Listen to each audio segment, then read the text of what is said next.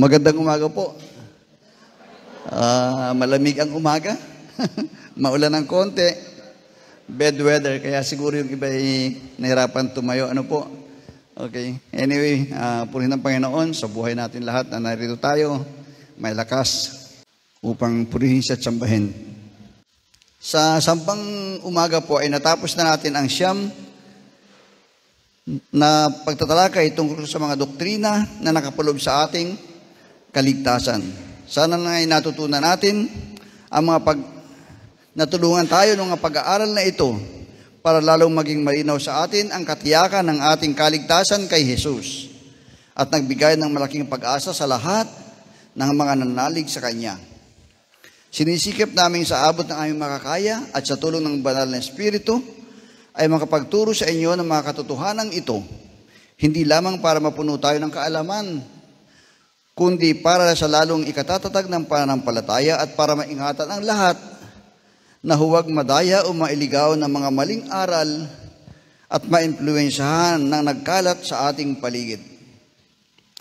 Pangalawa, ang mundo ay pasama ng pasama at ang sabi po ng Bible, sa nalalapit na pagbalik ng Panginoong Hesus ay lalong magpapakasama ang mga tao.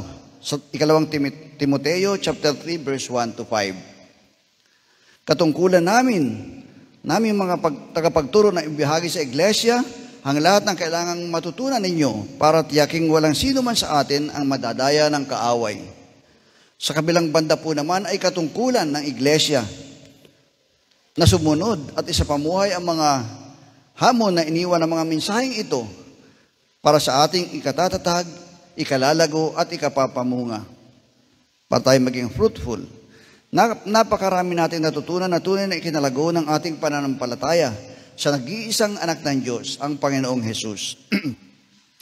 Ang sabi ni Pablo sa mga kapatid sa Filipos, chapter 4, verse 9, Filipos 4, verse 9, isigawa ninyo ang lahat ng inyong natutuhan, tinanggap, narinig, at nakita sa akin. Kung magkagayon, sa inyo ang Diyos nagbibigay ng kapayapaan. Gayon din naman, ang presensya ng Diyos ay patuloy nating mararanasan habang ipinapamuhay natin ang mga bagay na ating natutunan mula sa Kanyang mga salita. Sa gayon, magiging payapa ang ating pamumuhay.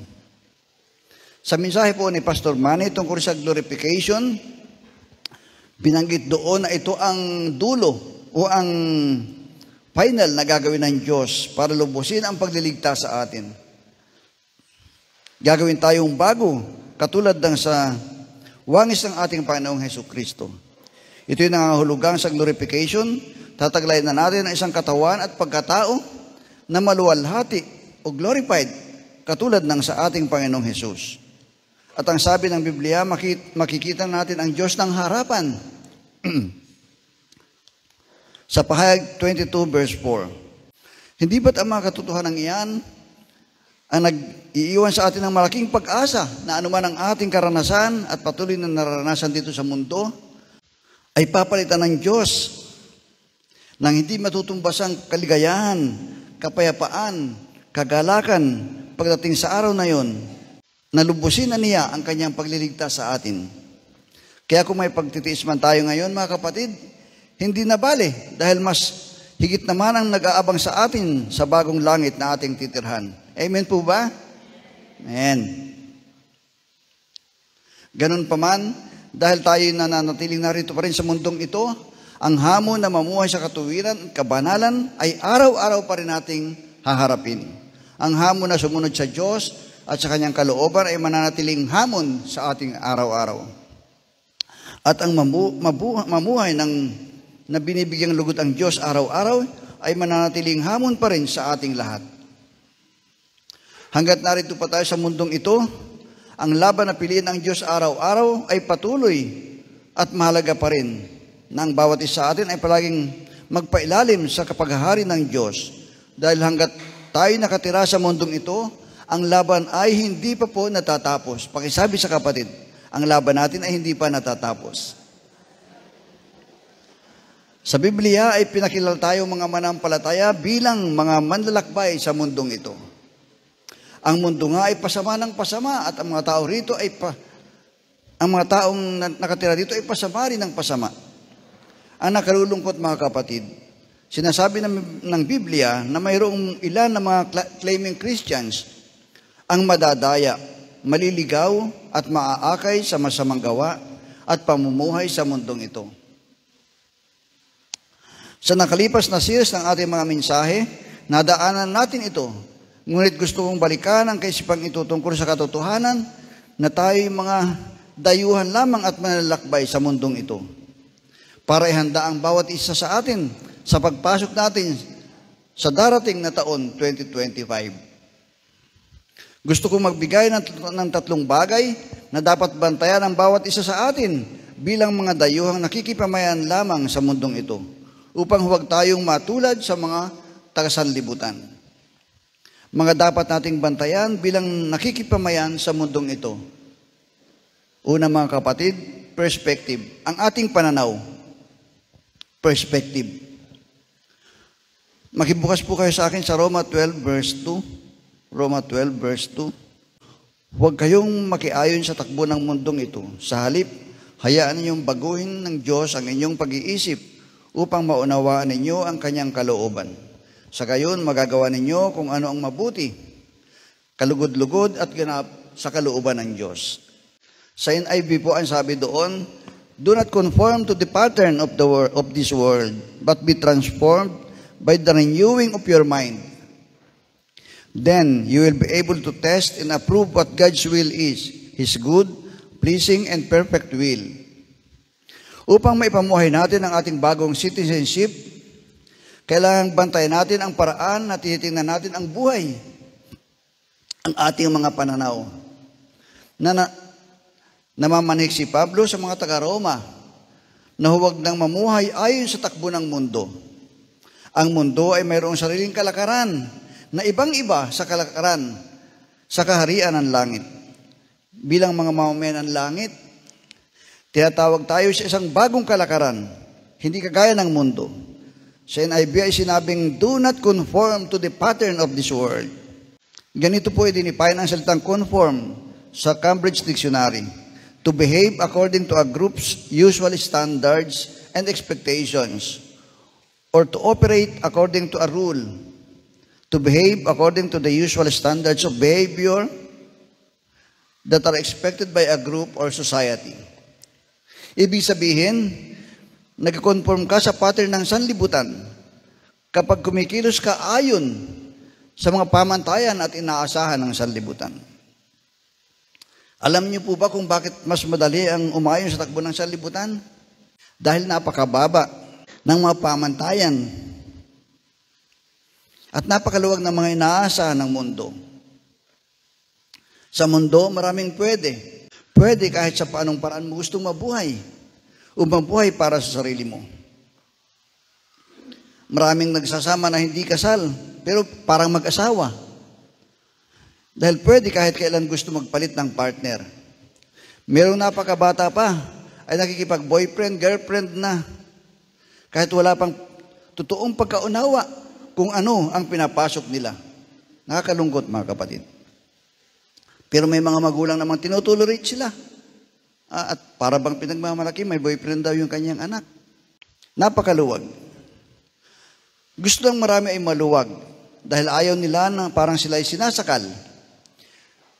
Ayaw ng mga makasanlibutan na sila ay tinituwid o pinagsasabihan.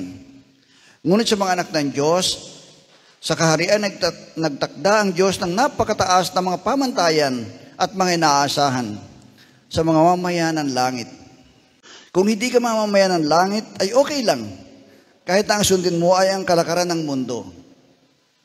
Ngunit kung ibinibilang mo ang iyong sarili na tagalangit, susundin mo ang mga pamantayan ng langit. Kailanman ay hindi ibababa ng Diyos ang mga pamantayan at mga inaasahan sa mga hinirang niya. Isinulat sa Biblia upang malaman at palagi tayong paalalahanan. Ngayon, bababa ka ba sa level ng mga taga-mundo? Ang sabi ni Pablo, huwag. Sa halip pa nga daw ay dapat tayong magbago sa pamamagitan ng pagbabago ng ating isip. Ang pagbabago ng buhay ay nagsisimula sa pagbabago ng isip. Hindi ba't kumikilos tayo ayon sa ating mga pananaw sa buhay? Ang mga ginagawa natin araw-araw ay reflection kung paano tayo nag-iisip. Hanggat hindi nagbabago ang kaisipan, hindi magbabago ang mga kilos, ang ating pamumuhay. Kapag makamundo ang pag-iisip, makamundo rin ang ating kilos. Be transformed by renewing of your mind. Yun po ang sabi. Be transformed by the renewing of your mind. May pagkakataon kailangan nating lumapit sa Diyos para papanauliin niya ang maayos na kalagayan ng ating isip. Kahit na mga mamayanan ng langit, may mga pagkakataong tayo ay nawawala sa ating katinuan, mga kapatid.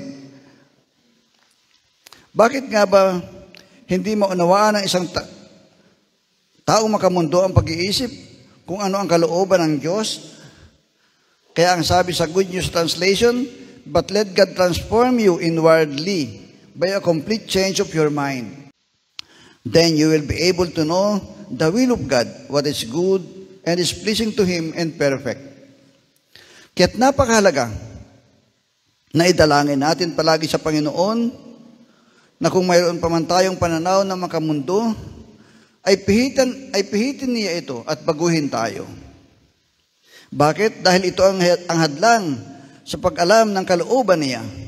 Kung kalooban ng Diyos ay mabuti, kaaya-aya at ganap, mayroon ba tayong matinding dahilan para iluhod natin palagi sa Diyos na baguhin niya ang ating mga pag-iisip? Meron po. Ang problema kapag makamundo ang isip natin, hindi mo rin malay na makamundo pala ang iyong pananaw. Kasi nga nawalan ka ng kakayahang mag-discern kung ano ang kalooban ng Diyos. Kaya kailangan nating hilingin sa banal na Espiritu na ipamalay niya sa atin kung meron man tayong mga pananaw na taliwas sa mga makalangit na pananaw. Idalangin natin na sa tuwing magbubulay tayo ng kanyang salita ay ihayag sa atin ang tunay nating kalagayan sa kanyang harapan. Huwag na huwag po nating ipalalagay na ayos ang lahat sa ating buhay. Ang sabi sa Kawikaan chapter 21 verse 2, Kawikaan 21 verse 2, bawat lakad ng tao ay matuwid sa kanyang sariling mga mata. Ngunit tinitimbang ng Panginoon ang mga puso. Sa MBB naman po, ganito ang sabi, ang akala ng tao, lahat ng kilos niya ay wasto. Ngunit si Yahweh lang ang makakasaliksik ng puso. May mga kilos tayo na ginagawa natin dahil sa palagay natin ay iyon ang tama. Ngunit hindi pala ibig sabihin na dahil sa palagay mo iyon ang tama, ay tama nga. Tama talaga iyon. Kung gayon, narapat lamang na palagi tayo magpasaliksik ng ating mga puso sa Panginoon. Siya lamang ang tunay nakakakilala ng totoong matuwid.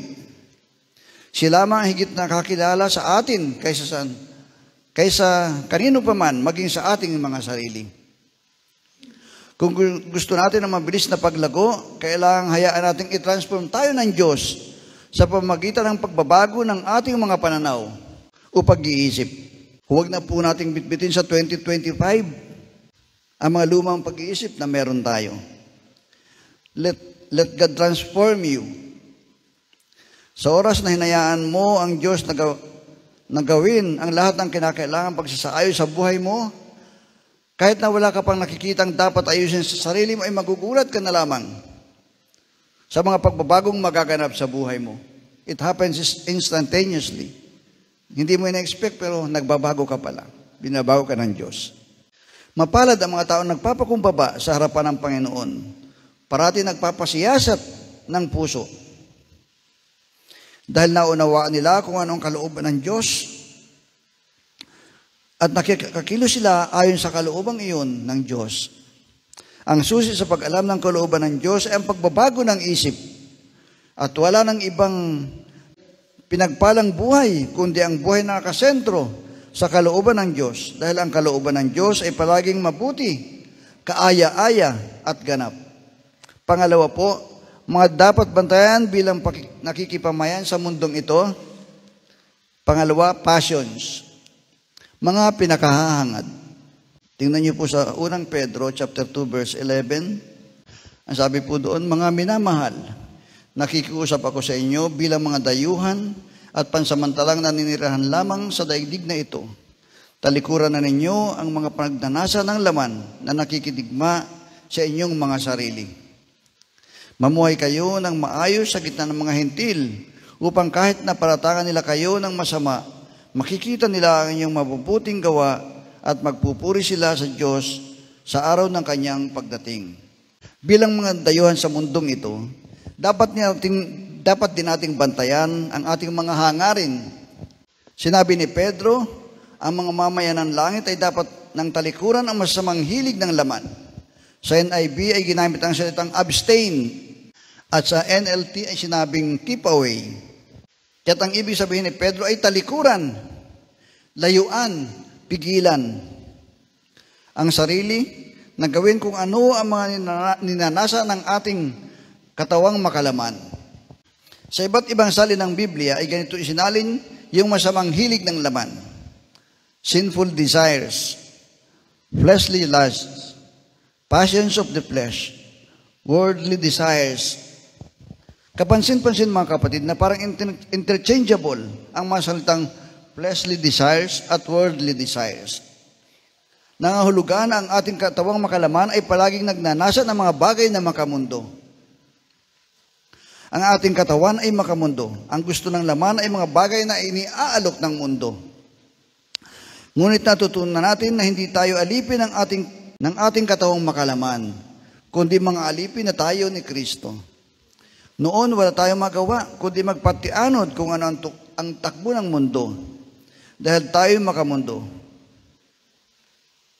Ika nga kung ano ang tugtog ay siya namang ating sayaw. Ngunit dahil tayo mga mamamayan ng langit, kahit ang ating mga kinahuhumalingan ay dapat nating bantayan dahil ang ating katawang makalaman ay kakampi ng mundo.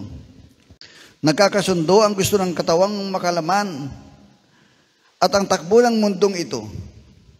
Ipinahihiwatig ng talata na makapamumuhay lamang tayo ng maayos sa gitna ng mga walang pananampalataya kung tatalikdan natin ang mga masasamang nasa ng laman. At ang magandang balita ay ipinailalim na sa atin ang kapangyarihan ng ating katawan sa pamagitan ni Kristo.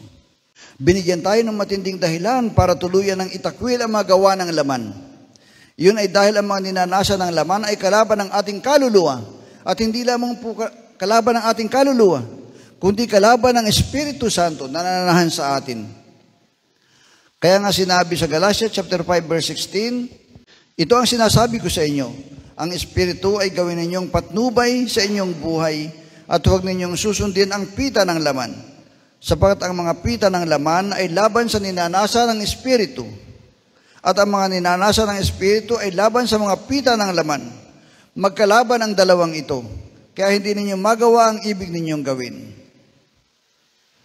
Ngayon, alin ang kakampi at alin ang kalaban ng ating kaluluwa? Ang kakampi natin ay ang Espiritu ng Diyos at ang ating kalaban ay ang ating katawang makalaman. Sa isang tunay na Kristiyano, makikita sa kanyang pamumuhay kung alin ang kanyang sinusunod. Sa atin ang mga mamamayan ng langit, ang Espiritu Santo ang gawin nating patnubay sa ating buhay. Ang banal na Espiritu ang naglalagay sa atin ng godly desires. Ang katawang makalaman naman ang nag-uudyok sa atin ng mga makamundong pagnanasa. Ang dalawang ito ay parehas na kumikilos at nag-ooperate sa ating katauhan. Magkalaban ang dalawang ito, kaya't kailangan nating pumili kung alin ang hahayaan nating maka-influensya at makakontrol sa ating buong pagkatao. Kailangan piliin nating lumakad ayon sa banal na Espiritu. Ang banal na Espiritu ang kakampi ng mga hinirang ng Diyos, kaya siya ang dapat nating piliin sa tuwina. Huwag ang ating makamundong pagnanasa. Sa tuwing may pagsaway, pagtutol at pagtuturo, ang opsyon natin ay makinig sa banal na Espiritu. Huwag siyang labanan para sa ating ikagagaling. Bakit po mahalaga na ang fleshly desires ay mapalitan ng godly desires? Dahil pinupursyo natin ang mga bagay na pinakahahangad natin. Paano ang isang mamamayan ng langit ay pinupursu ang mga bagay na panlupa? Hindi ito angkop sa kanyang pagkamamamayan. At ang masakla pa, pinaplano natin ang ating buhay ayon sa mga pinapangarap ng ating puso. At gagawin natin ang lahat makamit lamang ating mga ninanasa. Ngayon, kung ang mga pinapangarap natin ay mga bagay na inaalok ng mundo, tiyak magpaplano tayo ng sablay sa kung ano ang inaasa ng Diyos sa atin. Tingnan mo ang iyong mga plano at masasalamin mo kung ano talaga ang laman ng iyong puso. Sa plano pa lang ay makikita mo na kung ano talaga ang laman ng iyong puso. Kapag makamundo ang mga hangarin, tiyak, isinasantabi ang Diyos sa mga plano. May mga taong basta na lamang makapagplano, ni hindi tinatanong ang kalooban ng Diyos. Ngunit sa mga tagalangit, dapat ang Diyos ang palaging sentro ng lahat ng paggawa. Ang sabi po sa unang Pedro chapter 4 verse 1, yamang si Kristo ay nagbata ng hirap sa buhay na ito, kayo man ay dapat maging handa sa pagtitiis. Sapagkat ang nagtitiis ng hirap sa buhay na ito ay tumalikod na sa pagkakasala. At ang pinag-uukulan niya ng buong panahon sa buhay na ito ay ang kalooban ng Diyos. At hindi ang mga pinakamimithi ng tao. Ang mga taong tumalikod na sa pagkakasala at mga taong tunay na nanalig kay Kristo ay wala lang ibang pinag-uukulan ng buong panahon, kundi kung ano ang kalooban ng Diyos at hindi na ang pinakamimithi ng mga taong makasanlibutan. Kung meron man tayo nag-iisang dapat na kinahumalingan, iyon ay ang Diyos at ang matupad ang kanyang kalooban. Ang ating loyalty ay sa kaharian ng Diyos at hindi sa kaharian ng dyablo. Hindi sa mundong ito. Ang sabi po sa verse 3, sapat na ang panahong inaksaya ninyo sa paggawa ng mga bagay na kinahumalingan ng mga di kumikilala sa Diyos. Kahalayan, masasamang pita ng laman, paglalasing, walang taros na pagsasaya, mga pag-iinuman at karimarimarim na pagsamba sa mga Diyos-Diyosan. Ang paggawa ng mga bagay na kinahumalingan ng mundo ay isang pagsasayang. Daragdagan pa po ba natin ang panahong inaksaya natin noon? Kaya nga tayo tinubos ni Kristo ay upang iligtas mula sa walang kabuluhang pamumuhay natin dati. Sinasayang natin ang ating buhay sa tuwing ang ginagawa pa din natin ay ang mga kinahuhumalingan ng mga taga-mundo. Ngayong 2025 ay huwag nating sayangin ang panibagong taon sa mga walang kabuluhang bagay. Mayroon ka pa bang makamundong kinahuhumalingan? Lahat ng mga kinahuhumalingan na naglalayo sa atin sa Diyos, umaagaw ng ating debosyon sa Diyos ay makalaman at makamundo. Kailangan ko po bang isa-isahin ang mga bagay na naglalayo sa atin sa Diyos? Alam kong alam ninyo yan. Tiyak na naramdaman mo kapag kumakawang ang iyong relasyon sa Diyos.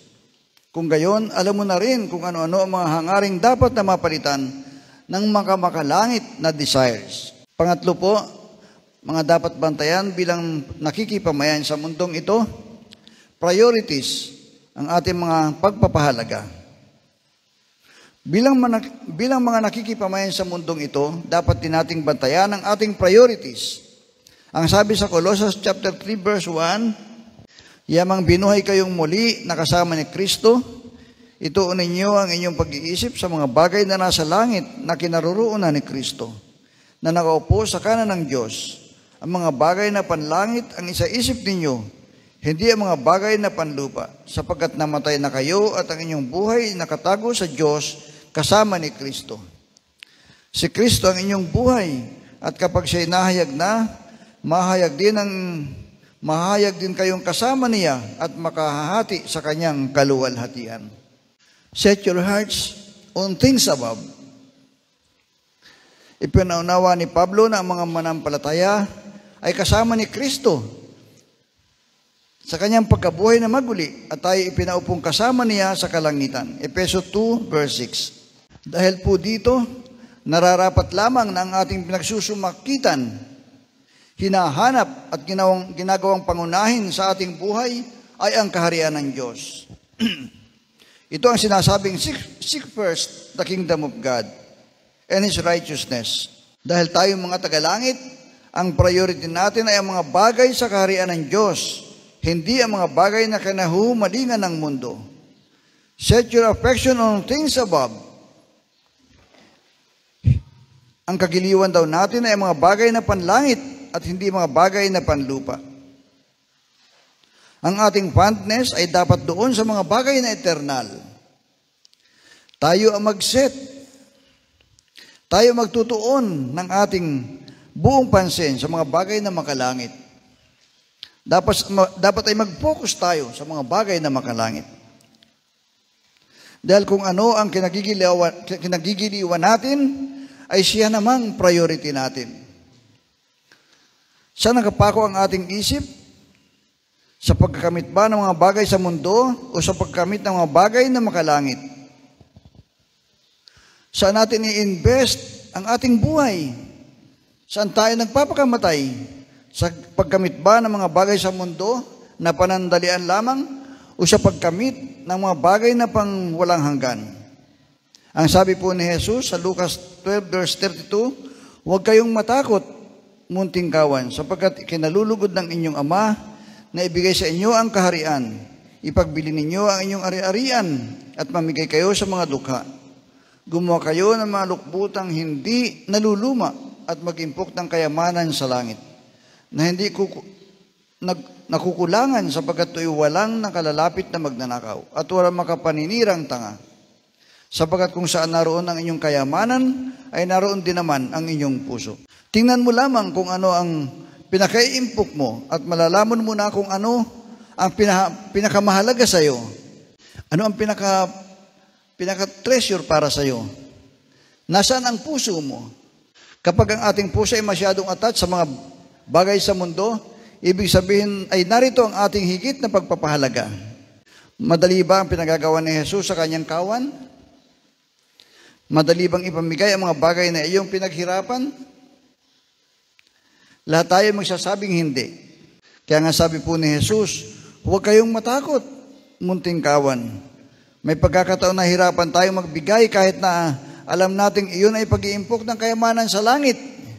Dahil takot tayong mawalan o maubusan. Sinabi ni Jesus ang mga salitang ito pagkatapos niyang sabihin sa kanyang mga alagad na huwag bagabag tungkol sa kakainin at daramtin, sa halip ay pagsumakitan na higit sa lahat na sila'y pagharian ng Diyos at ipagkakaloob naman niya ang kanilang mga pangangailangan.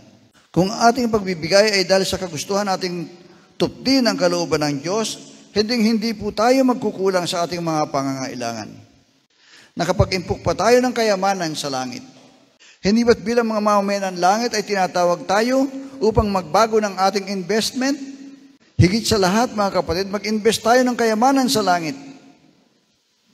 Ano nga namang kabuluhan na mag-invest tayo sa isang lugar na pansamantala mo lamang titirhan? Kahit sa praktikal na pag-iisip, yun ay isang kahangalan at napakalaking pagsasayang. Ganito po ang paalala ni Pablo sa unang Timoteo chapter 6 verse 7.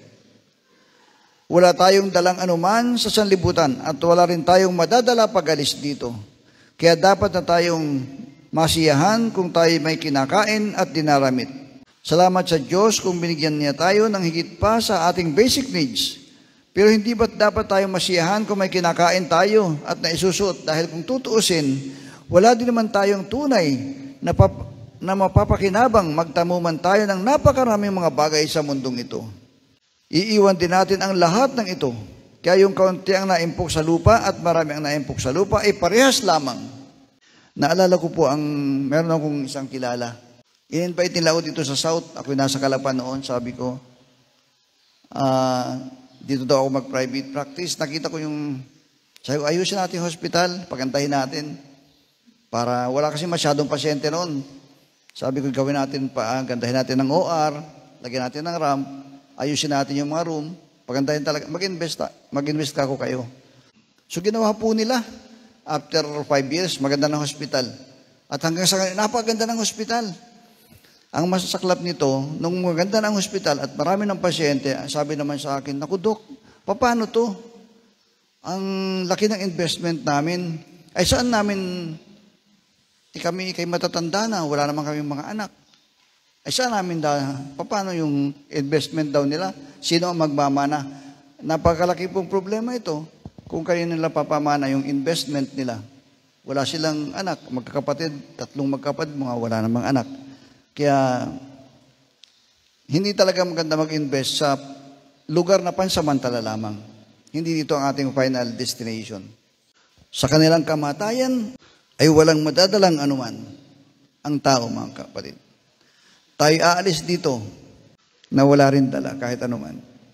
Ang salita ng Diyos ay sapat para bigyan tayo ng mga tagubilin para isang mas matalinong pamumuhay sa daigdig na ito.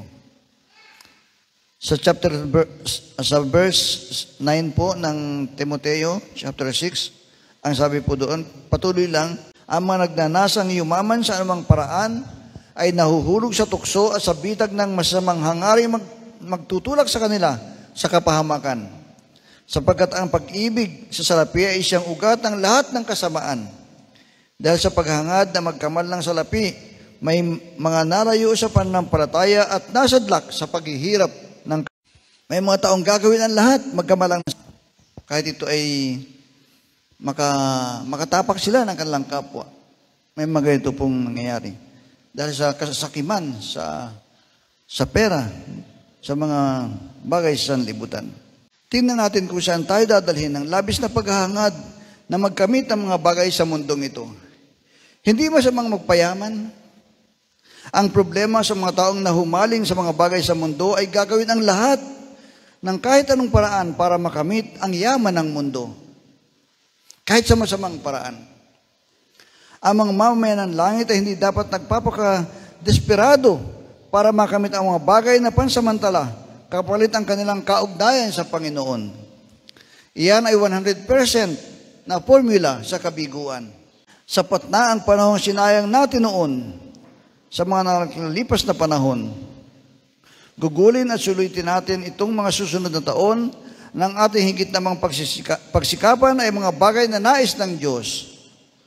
Walang masasayang na oras at panahon sa ating buhay kung gagamitin natin ito sa pagsasakatuparan ng layunin ng Diyos. Sa ating lahat, pagbati po ng isang payapa at matagumpay na bagong taon. Pagpalain po tayo ng Panginoon.